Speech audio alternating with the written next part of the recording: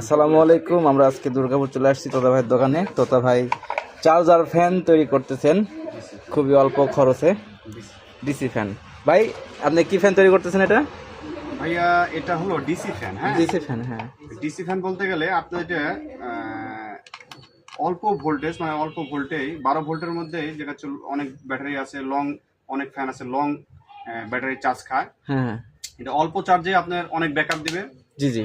আর দ্বিতীয়ত আপনাদের যে যাদের বাসাতে যে স্প্রে মেশিন গুলো আছে, হ্যাঁ, এই স্প্রে মেশিন আলাদার জন্য আরো সুখবর।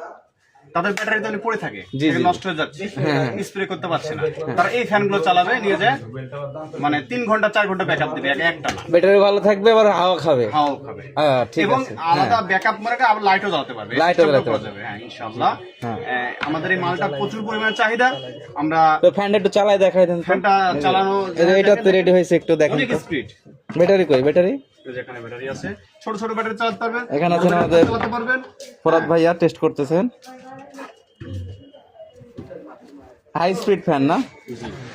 ও, অনেক বাতাস। চাচা দেখেন তো কি অবস্থা, বাতাস যায়? যায়।